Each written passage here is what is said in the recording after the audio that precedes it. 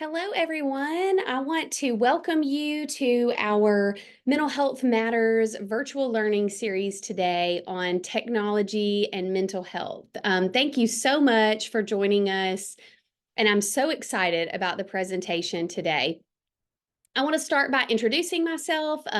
We may still have some joining in and logging on, which is great.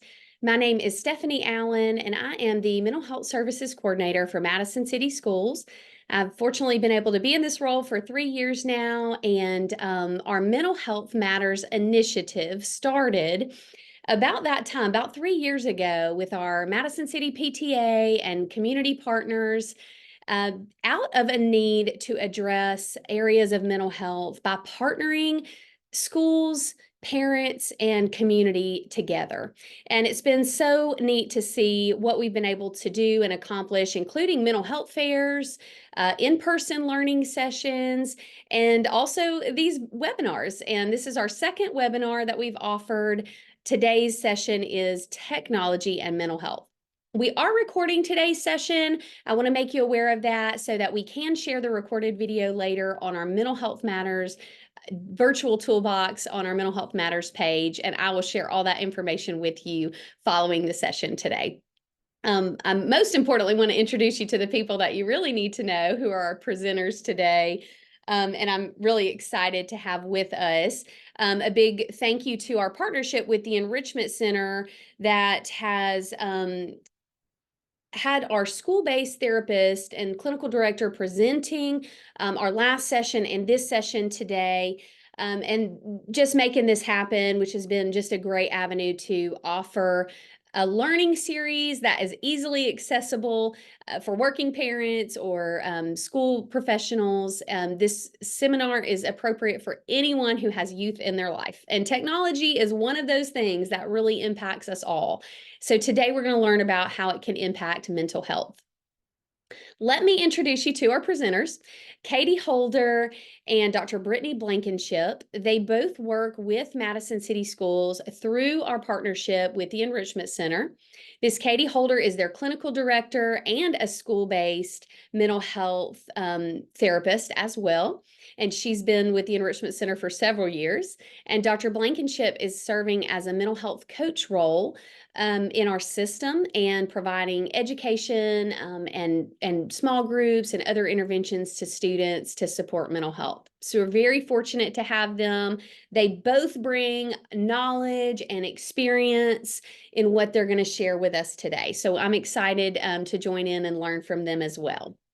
So Katie and Dr. B, I'm going to hand it over to you to do the presentation, and we will have an opportunity at the end for you to provide some feedback with one of our exit surveys. We love to get your feedback on that, so you can tell us what you want to know about and what we can do for you, how we can help you, as well as what you thought about today's session. So I will turn it over for you to get it started. Thank you so much. Okay, like Stephanie said, today's topic is technology and mental health. And Brittany and I are from the Enrichment Center, so we usually like to start any presentation we do by explaining who we are a little bit.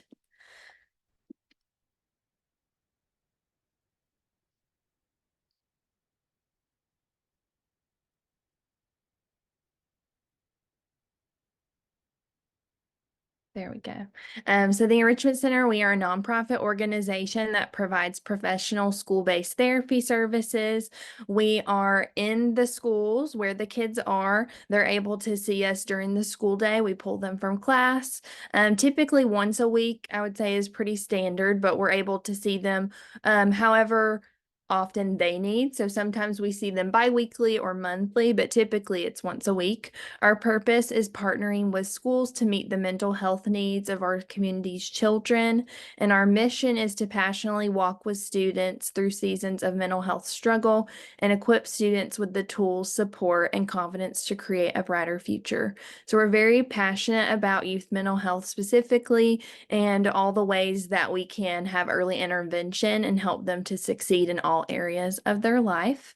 And like I said at the bottom, it says that all the sessions take place at school, and we provide this service at no cost to the students or their families. So it really helps to prevent and take away a lot of the barriers that we see for youth mental health. Okay, so this is the outline for today's presentation.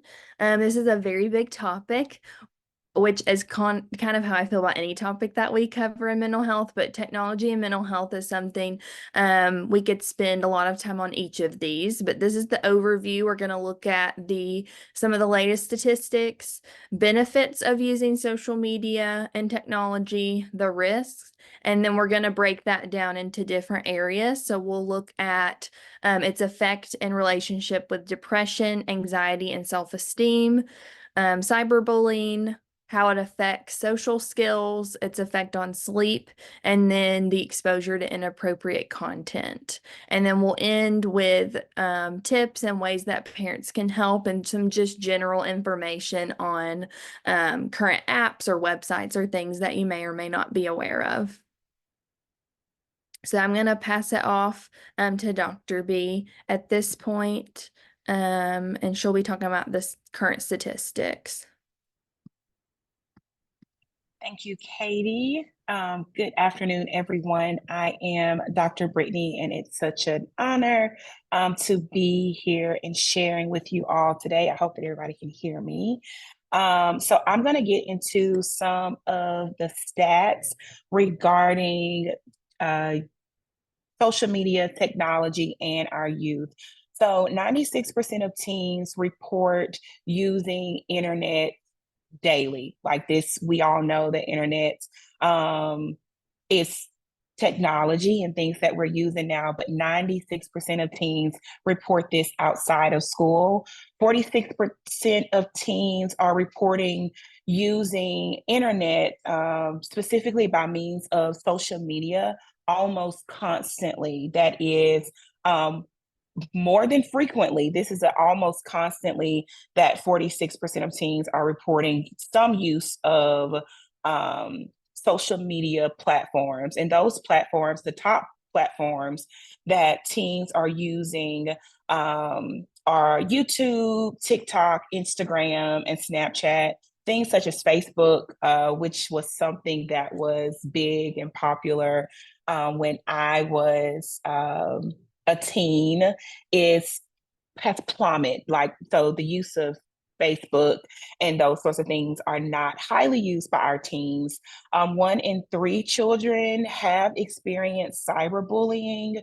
I mean, we'll talk more about this later, but about 1 in 4 children have been cyberbullied, even more than once. 40% of our 8-year-olds to 12-year-olds are using social media. So even in our young children, we have 40% of those, almost half, are using social media. 60% of parents say that they trust their children to make good decisions online. There was a study in 2021 that found that 1 in 6 of the people who were surveyed during the time, which were our children, they were surveyed and they were victims of online child sex abuse before the age of 13.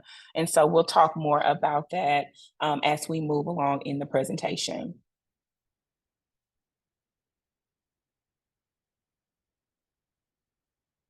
Okay, so let's talk about some of the benefits, because social media technology is such a controversial topic, especially as it relates to our youth and our students. And so let's go down through some of the benefits of social media and technology. So the benefits are that there's information, resources, and awareness that's available right at the fingertip of our students.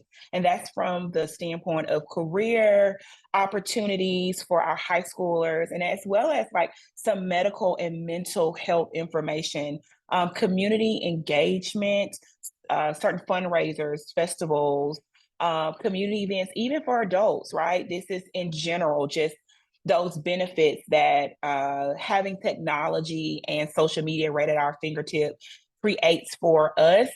There is an exchange and a growth of ideas. It takes us outside of our normal things that and I'll say limitations because only from the standpoint of what we're able to see and touch with our natural eyes. It kind of expands that and gives us a growth of idea. There's collaboration, even for our students with group projects and forums that they're able to connect with students that may be in the same school district as them or even in the world. Individuals and collective creativity, connecting with family and friends, even for us as adults and caregivers, we're able to connect with high school friends and peers and from old family neighborhoods and all of those things. It keeps us connected with others who share similar interests.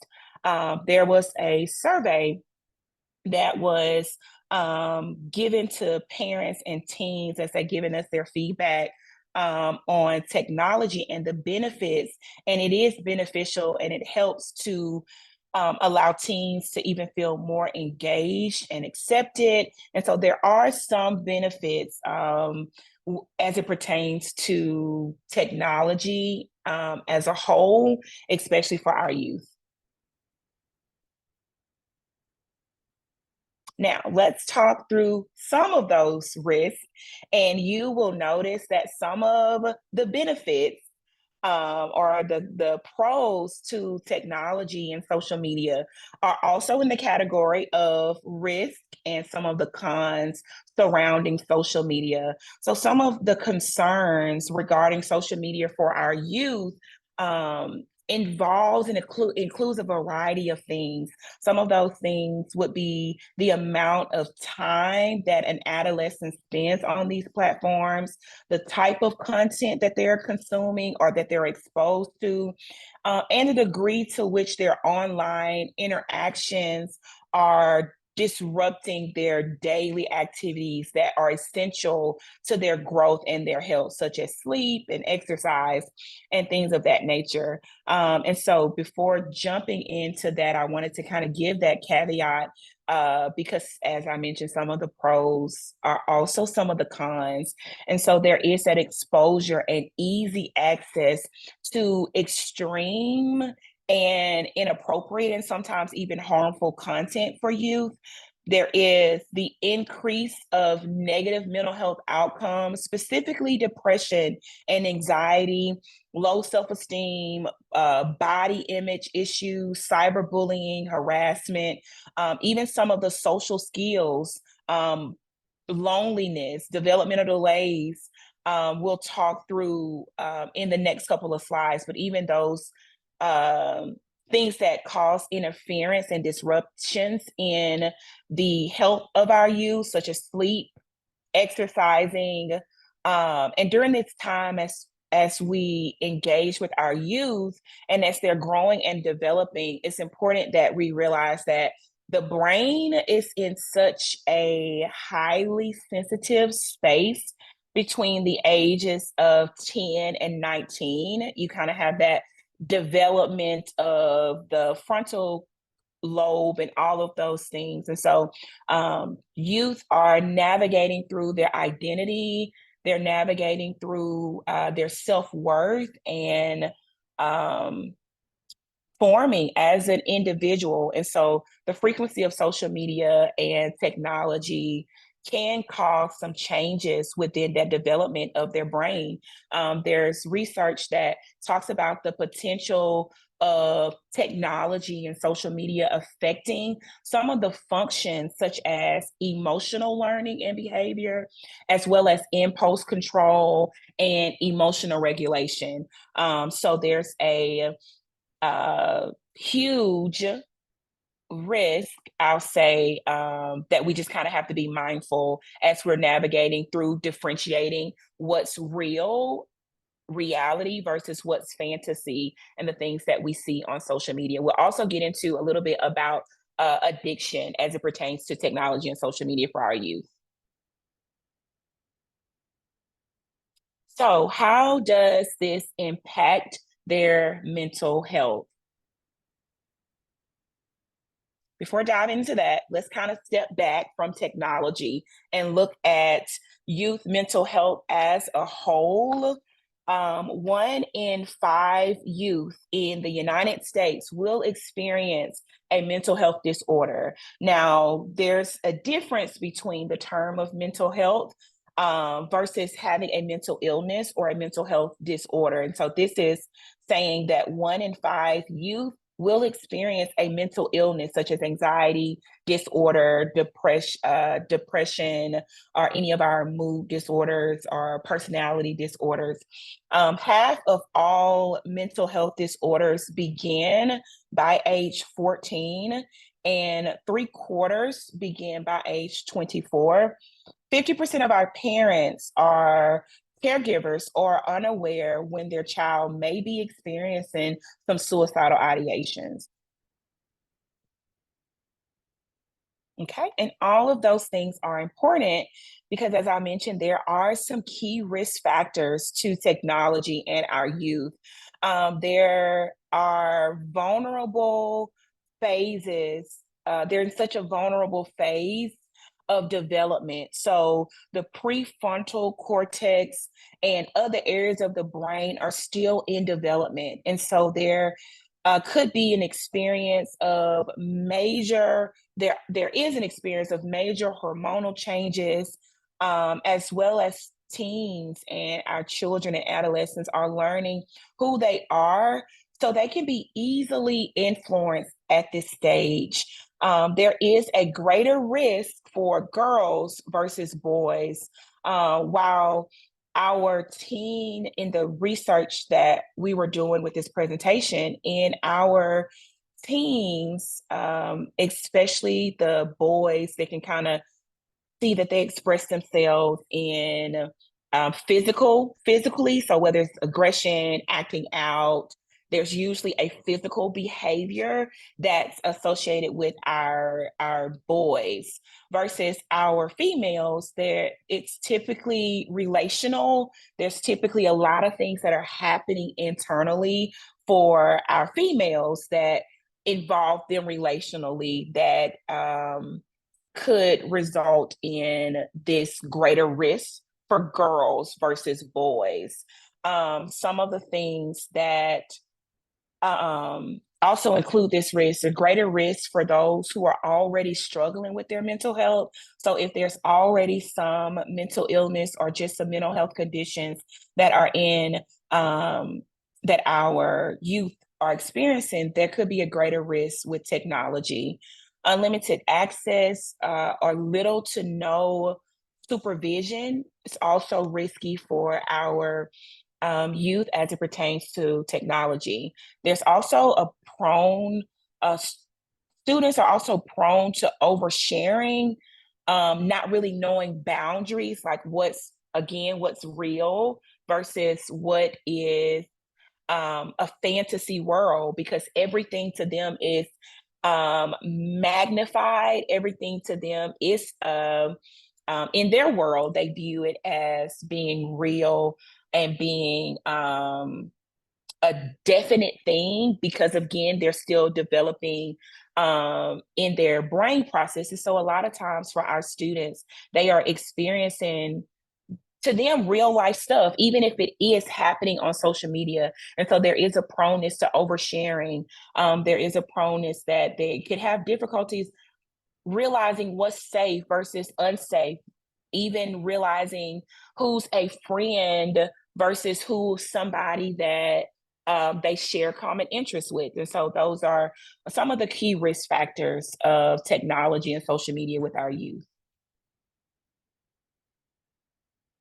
Okay, so before jumping into depression, anxiety, body image, and low self-esteem, I was reading a couple of articles and just studying up on technology.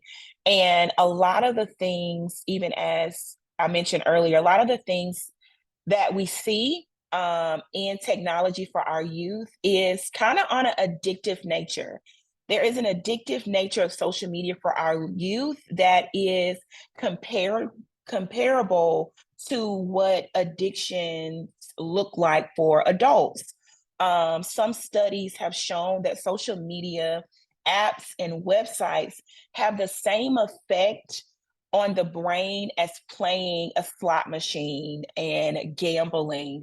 And so that is important to note as we are, even as Katie will kind of talk through some of the barriers and some of the, not barriers, but some of the restrictions and ways of supervision. It would help for caretakers and parents and those who are helping teens and students to navigate through social media and the safe and unsafetyness of it.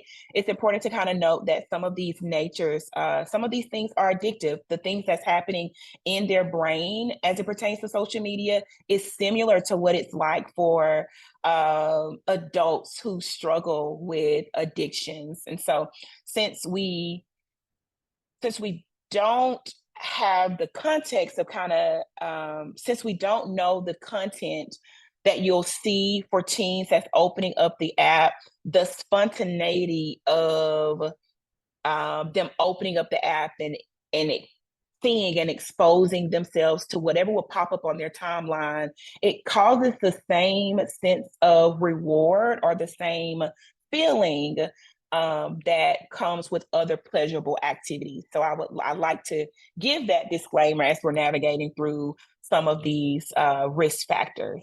So comparison, it is just for many adults, even there is the nature of comparing oneself to what we see on social media.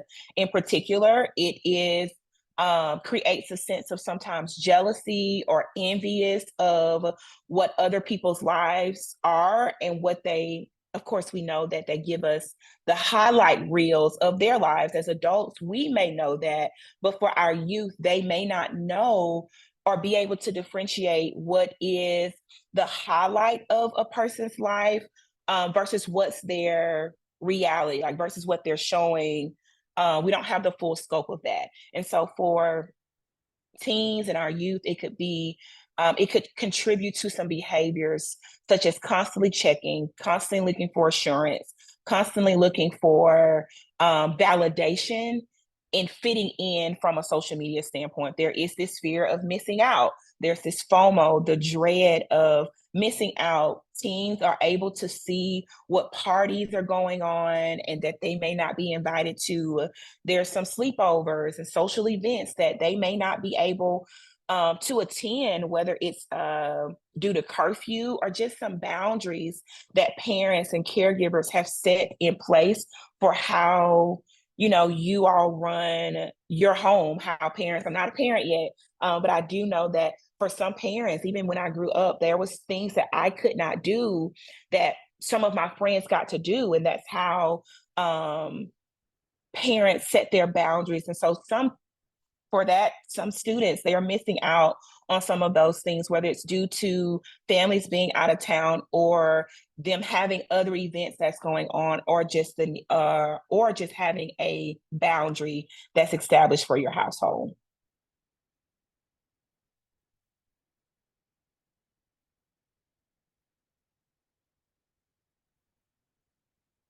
There's distorted view on mental health.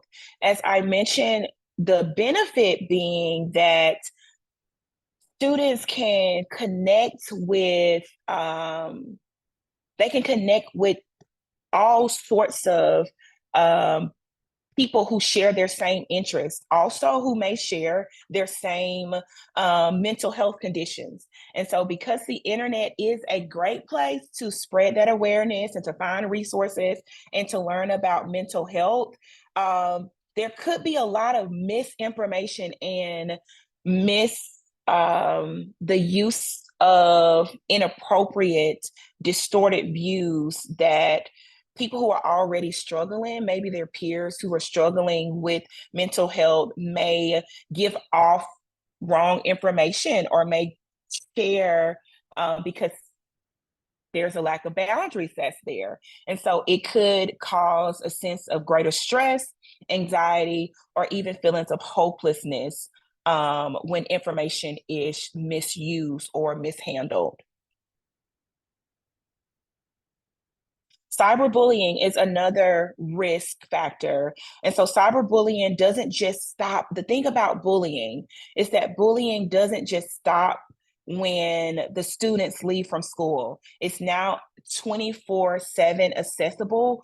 And so bullying is accessible through cyberspace. And 1 in 3 children have been cyberbullied. About 1 in 4 of our youth have been cyberbullied on more than one occasion. Pew Research has found that in a 2022 study that teen girls, as I mentioned, are more likely to report that false rumors have been spread about them online. Because again, that interaction, that thrill sometimes that students get to fit in, it could cost them to start cyberbullying and to spreading false rumors because of the engagement and the interaction that a particular post will get. Students will sometimes share inappropriate or false information. It's just the need to get the word out first, or the need to even for them to be liked and have a sense of seniority. This is what we see typically with cyberbullying. Teens that have been bullied online are 4 times more likely to engage in self-harm and suicidal behaviors. And this is a quote from Justin. With cyberbullying, one press of a finger on an electronic device can shatter someone's reputation and what they think is their entire life.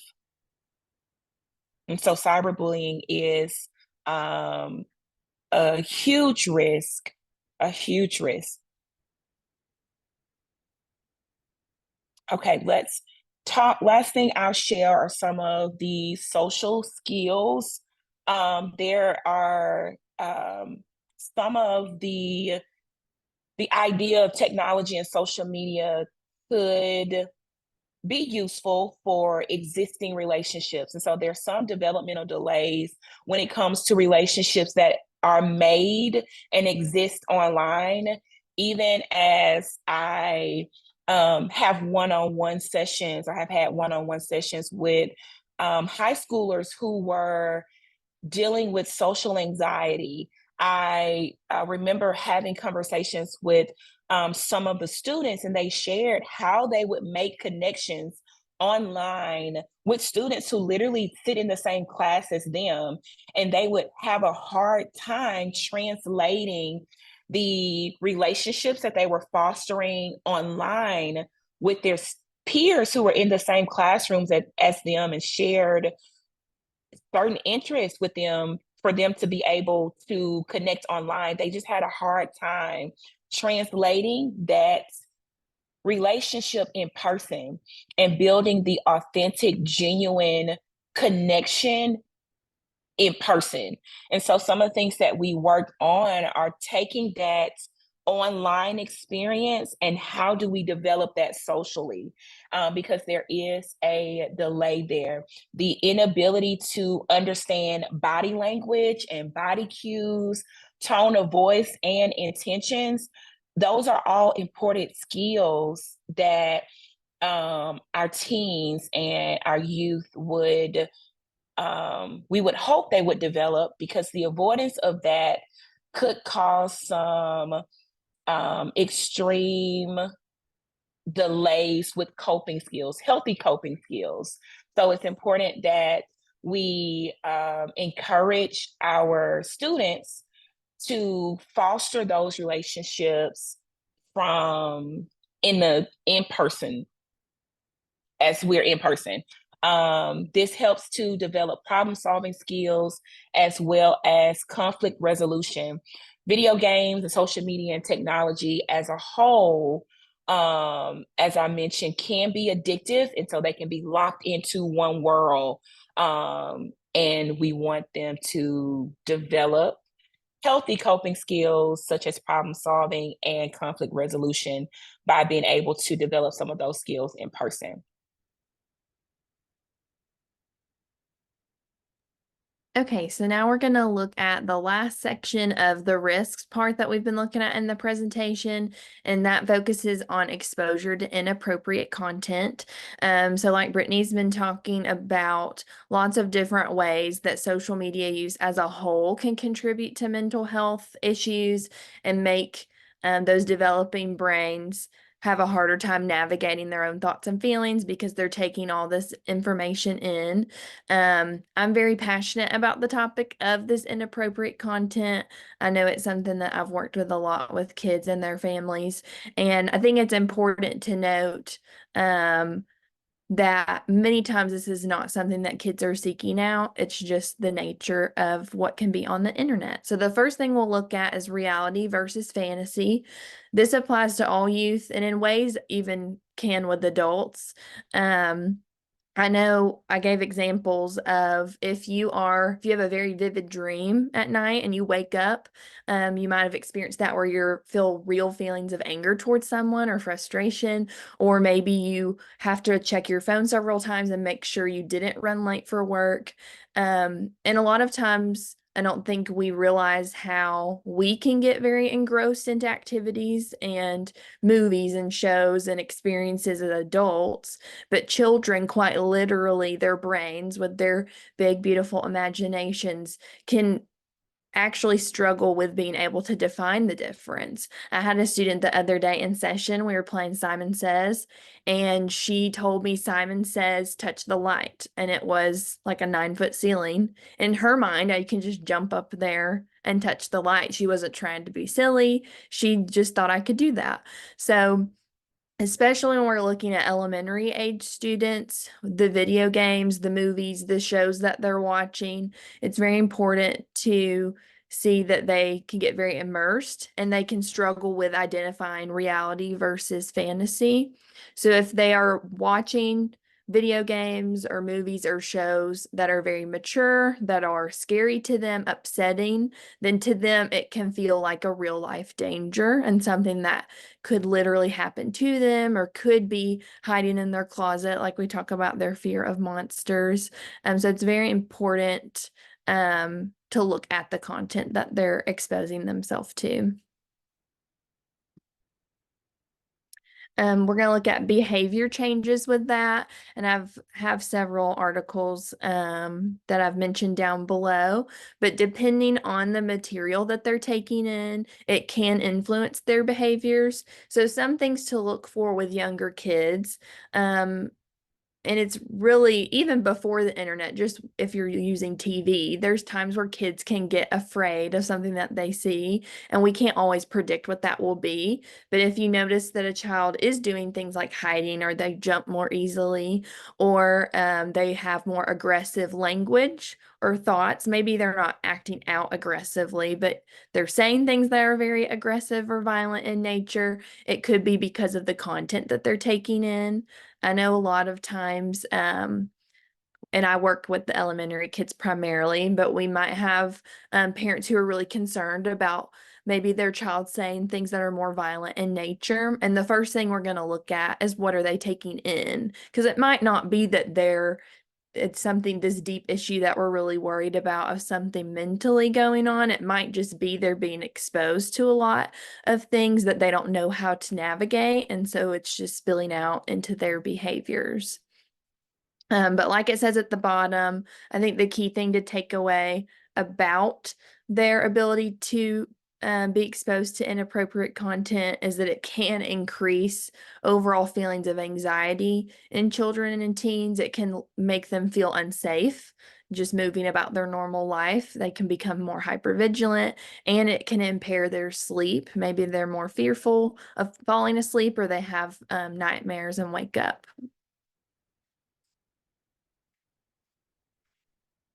Okay, and then this section is exposure to predators. This is something that I know, as Brittany was saying, growing up, I heard this talked about in school. I know there's been a lot of awareness, a lot of education on preparing kids and talking to kids in schools and within families.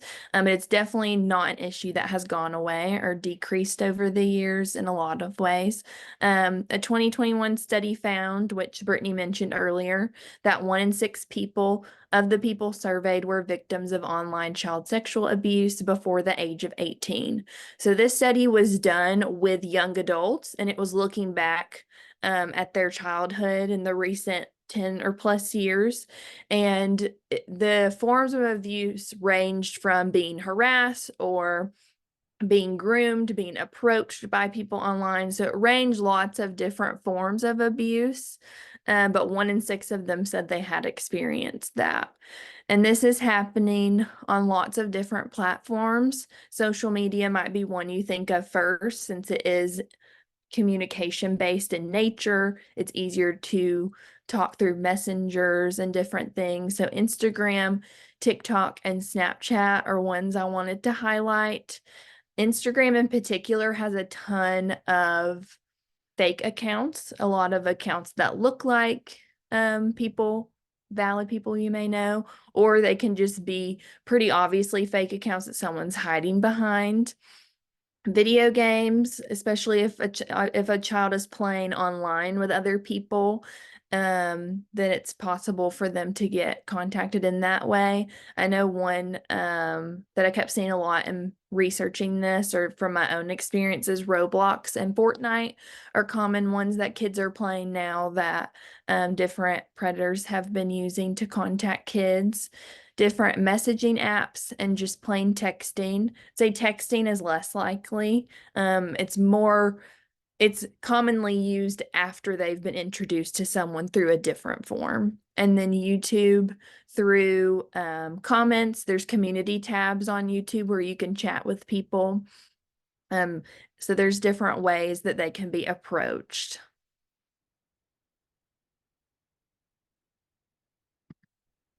Okay, so then the last part of the risk section, I might have said that was inappropriate content, but it's actually effects on sleep. So nearly 2/3 of children take their phone to bed, and the majority of those children send and receive messages during the night. So this alone, I know as adults in a world where all of us have cell phones, I'm sure you've experienced where you've woken up from a notification where you forgot to put your phone on silent or something. And so we know how it can disrupt our sleep. But I think it's really important to see how prevalent it is for children to be bringing a phone to their room, and they don't have that sense of, if I go to sleep right now, I'll get 7 hours of sleep and I'm really tired. They obviously tend to have more energy and lack of awareness of how much sleep they need and how they'll feel the next day. They're just in the moment. 60% of children use electronic devices within the hour before bed. And this is something I talk about with kids pretty regularly in sessions, just to let them know, to make them aware. I would say even children whose parents are definitely watching their technology use, it's nothing being used in a dangerous way or harmful way, but sometimes they'll come to me and regularly talk about how they're not sleeping well. So I'll just ask them, if they're watching things on a tablet close to bed. Because many studies have shown that the light, specifically blue light that is emitted from devices, can really affect the melatonin production and our circadian rhythm. So when that light is in our face, and the way that I word it to the kids I work with is, your brain doesn't know the difference between a cell phone light and the sun. So when you are looking at that light and it's close to the time that you're supposed to be going to bed, your brain thinks, well, it's daytime, I don't have to get tired yet. And so it's not producing enough melatonin. And several studies have been done on this, but some things that they have found is if they are using technology right before bed, typically 30 to 60 minutes before they fall asleep, it's found to decrease the amount of sleep that they get, the quality, and they are more likely to be overweight. And when they found that, that was a surprising thing that they found in some of these studies. And they believe that's in part because they found that most of those children, understandably, when they weren't getting enough sleep or good quality, were very tired the next day, throughout the day. And as we know, especially younger children, they tend to be pretty, energetic, but they also would be more likely to skip breakfast, which has been linked to higher chances of obesity in children and adults. And then lastly, technology use in general can just increase mental stimulation and stress on the body. So even if that child isn't having the specific problem of their melatonin production being disrupted, it can just trigger their thoughts to be more rapid. And depending on what they're seeing, it can cause stress on their body if they feel any anxiousness about what they've seen, or stress or worry. And I know that's something that as adults we can relate to too. So even more so with our kids who don't always know how to process what they're taking in.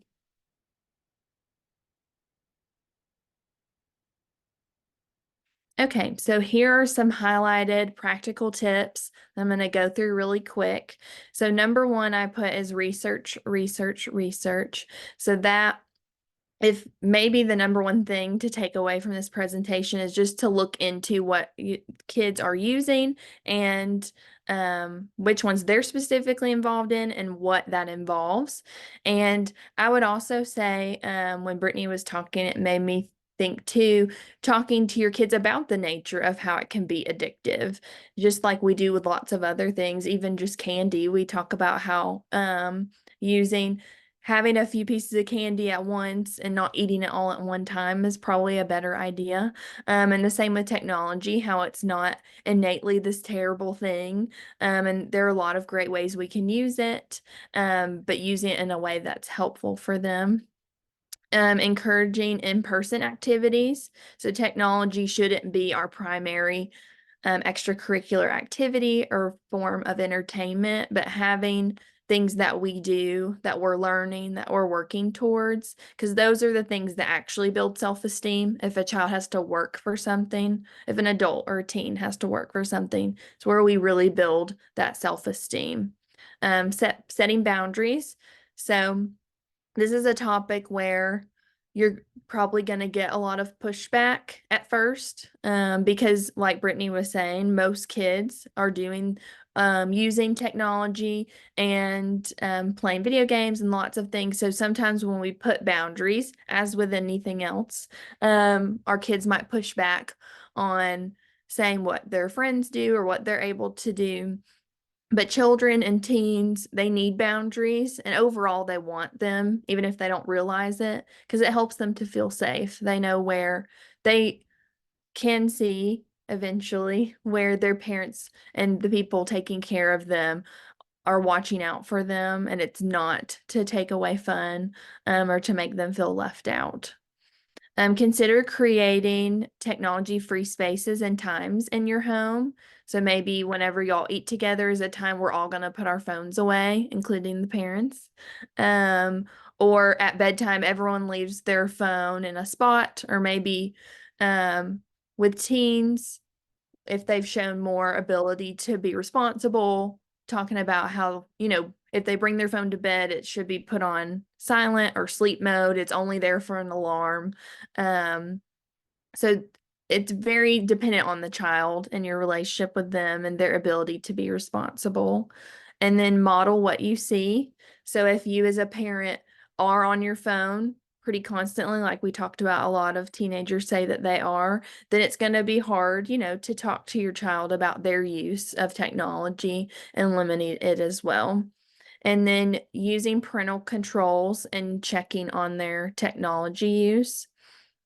We're going to look on the next slide about different options for this, but it depends on the age of the child, their maturity, their level of responsibility, and then whatever consequences you put in place for when they break those boundaries we should try our best to stick to them. Okay, so this slide is one that I wanted to provide because I know technology and social media is an ever-changing thing. And this is probably going to be a different slide in a year or two, but for right now, these were things that I thought parents might like to know about, or anyone involved in a child's life that wants to help manage and protect what they're seeing and being exposed to. As Brittany said earlier, YouTube, TikTok, Instagram, and Snapchat are the most commonly used social media platforms among youth currently at this time. And then I have several other categories. Google Slides and really any shareable live document has become a more popular way for kids to communicate. And it's primarily because they can quickly delete, kind of like in a Snapchat type way, what they're sending. They can type it into this live document while their friend's viewing it and then delete it once they've read it. Online video games. So Roblox, Fortnite, Among Us, I've mentioned earlier. These are all games, apps that we've seen adults and teens interact on together. I saw a video just the other day that was completely innocent, but an adult and a child were talking about math homework or something on there. So it's just because it's marketed as a children's game does not mean only young children are on there. And even if it is marketed as that, as we said earlier, there are people that would be looking for that as opportunities to interact with children and teens. There are messenger and chat apps. So all these that I have listed are available through the app stores for Android and Apple. They are different than the texting app. Some of them, I know Omegle and think Whisper both, they can be anonymous. So a child could be talking to an adult, a child could be talking to a child. So you don't really know even the age of who you're talking to is the norm on some of these apps. And a lot of times this is where you'll see maybe they're on YouTube or they're on Instagram and someone might come on and comment their Kick Messenger name or their WhatsApp Messenger name. And so that's where you can see where it might not be that because they're like, well, my kid doesn't have those apps or they're not using them, but it might be they're introduced to them through a different platform. Dating apps. So these are all apps that Bumble might be one of the only ones that I feel like adults also know of and that they use, but the rest of the ones listed are more geared for teens as dating apps. But plenty of younger kids, there have been cases where they've been found to be on there. Because like Brittany pointed out earlier, I believe 40% of 8 to 12-year-olds are using social media, regardless of the fact that most platforms require that you are 13 years old. So either they're just lying and putting a different age, or their parents are just putting them on there. So a lot of these types of apps, I think Meet Me is one that you actually get through Snapchat. So it's automatically accessible through Snapchat. And then games, this is one that I would not have known about unless I worked with kids and had seen these types of things. But there are lots of apps out there that are storyteller apps, and they look very innocent. And I'm sure there are some that are. There's one called Yarn in particular that I've seen on lots of different websites of apps to look out for. But a lot of these storytelling apps can become scary or sexual in nature. A lot of times it looks like you pick a character, you change their clothes, you pick what you want their name to be, and you go through a series of you pick do you want to have them live here or there, but then they can gradually progress into becoming inappropriate content for kids. And then the last group that I wanted to point out are what you call vault or secret apps. So a very popular and common one is the calculator with the percent sign at the end. So it looks, if y'all want to look these up, the link I have at the bottom is a direct link to a website where they've listed these with pictures of what the apps look like. But this app looks just like the calculator app.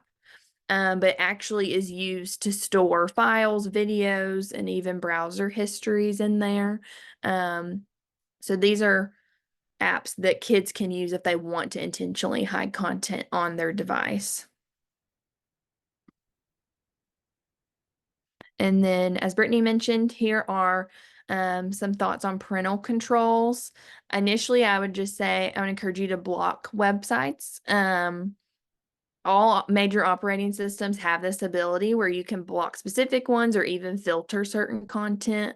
I know lots of different job places have these in place. In the schools, to kind of put your mind to ease a little, if you're hearing this and feeling maybe a little panicked or stressed about all the things that you feel like are out there. I know the Madison City schools, they have a program that works really well that will flag them if a child looks up a certain thing or types anything. And most school districts at this point have those types of services that work well.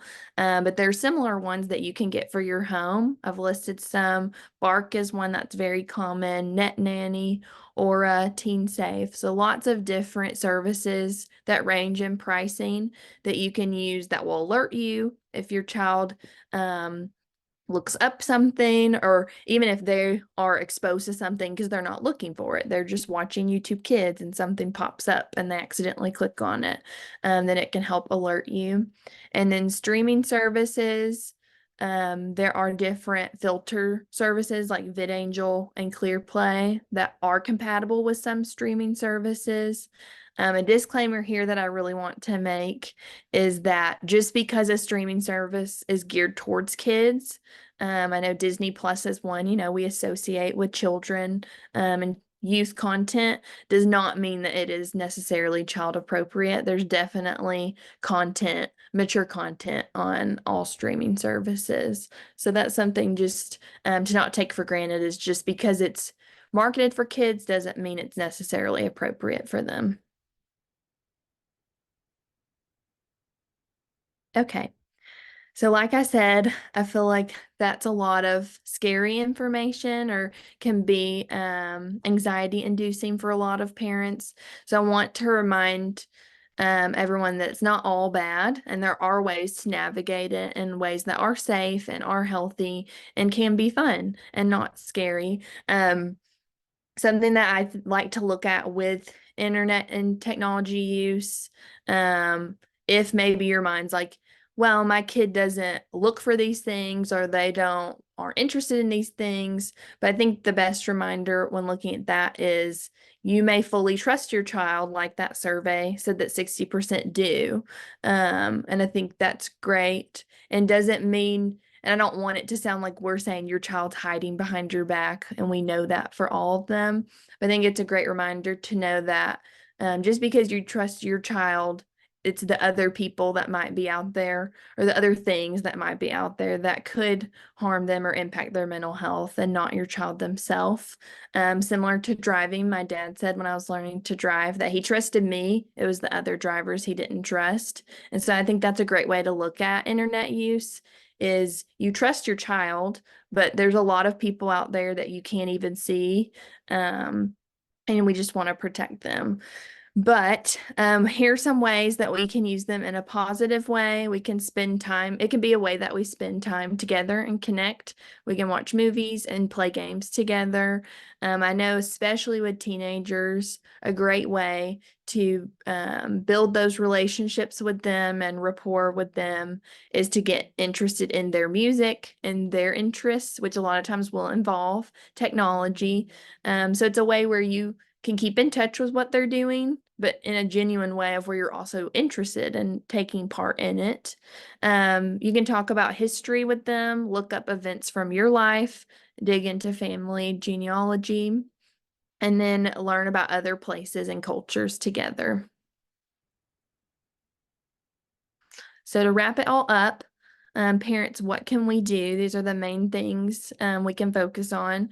So we should work to set a good example and be mindful of our own technology use. I know in sessions, I don't take notes on my laptop If I don't have to, I don't, or even on a notepad, I want them to see that they have my full attention.